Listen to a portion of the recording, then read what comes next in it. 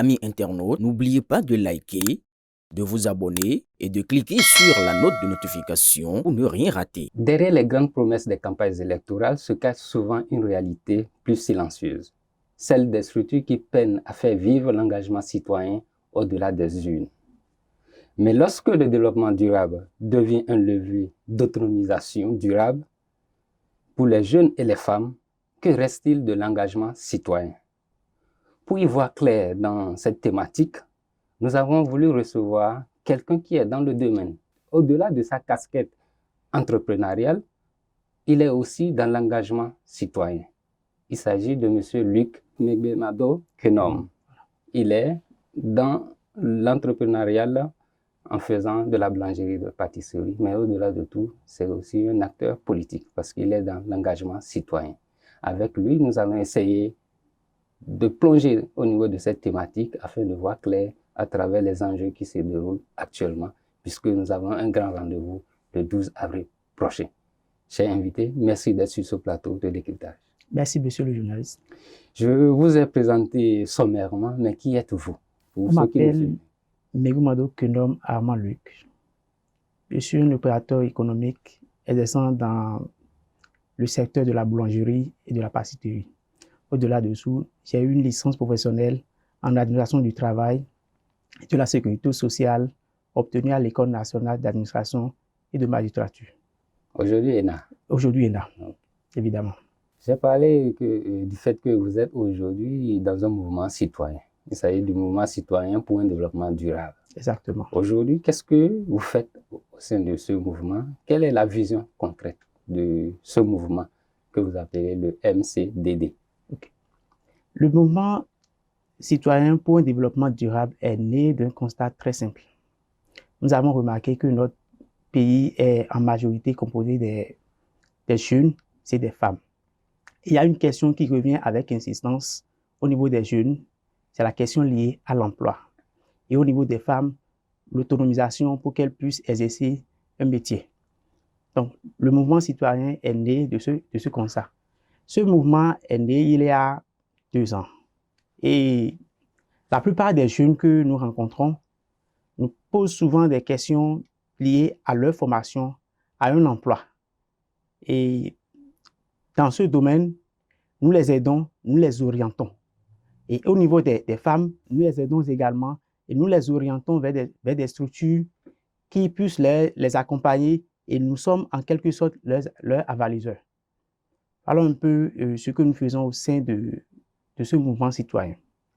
Au-delà de ce que vous affichez comme soutien aujourd'hui, pourquoi vous avez décidé de soutenir le duo Wada-Talata et quel est l'engagement précis que vous attendez de cette candidature? Merci, monsieur le journaliste. Vous savez, aujourd'hui, la question de l'autonomisation des femmes et de l'emploi des jeunes est une question cruciale et qui mérite une certaine attention. Dans ce sens, nous avons essayé de faire comprendre que lorsque nous devons parler de ces questions, il faudrait que nous impliquions les gouvernants. Et il faudrait choisir les gouvernants qui sont à même de nous accompagner dans ce sens. Et des internautes disaient que nous avons choisi aujourd'hui de soutenir le duo Wada-Talata pour l'élection présidentielle du 12 avril prochain. Aujourd'hui, on voit que tout ce qui sort incite les gens à sortir, à aller voter le 12 avril prochain.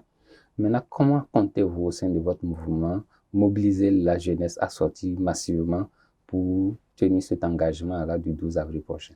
Pour inciter cette jeunesse à sortir le 12 avril prochain, nous n'avons qu'un seul slogan. Les réalisations du président Patrice Talon nous ont prouvé à suffisance qu'il faut une continuité. Et pour cette continuité, nous devons choisir un candidat qui puisse aller dans ce sens. Et le candidat que nous devons choisir aujourd'hui, c'est M. Omier Wada avec Mme Talata. Pourquoi pas l'autre camp? Pourquoi pas l'autre camp? Parce qu'il y a un jeune aussi de l'autre côté. Il y a un jeune et nous devons partir aussi de leur projet de société. Nous avons constaté qu'au niveau de la santé, domaine de la santé, un centre hospitalier serait érigé au niveau du Septentrion, à Parakou. Et il est aussi dit dans ce projet que dès que quelqu'un tombe malade, la question financière ne devrait pas se poser. Il faudrait soigner cette personne d'abord et que la question financière vienne après. Donc, nous ne pouvons pas, au vu de tout ce développement, ne choisir que ce candidat. Parce qu'aujourd'hui, la question de la santé publique est primordiale.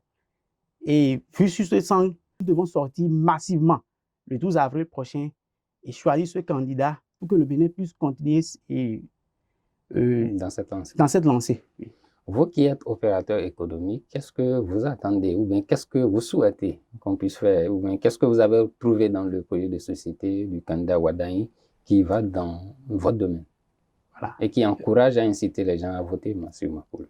C'est la question de l'entrepreneuriat des jeunes et la question liée aux start-up agricoles. Au regard de ce qui est présenté, ça incite les jeunes à aller voter. Ça incite les jeunes à aller voter. Chers invités, nous sommes au terme de cette émission. Est-ce que vous avez un dernier message à l'endroit de tous ceux qui nous ont suivis depuis le début? Mon mot de la fin, c'est d'appeler toute la jeunesse béninoise, les jeunes, les femmes, à sortir massivement le 12 avril prochain pour voter le candidat de la continuité, le candidat du progrès, Romiad Wadahi. Chers amis internautes, nous sommes au thème de cette émission. Comme vous l'avez suivi, notre invité est un opérateur économique et militant d'un mouvement citoyen. Au regard du projet de société du candidat Wadahi, il trouve qu'aujourd'hui, il y a quelque chose à faire. C'est de voter pour lui.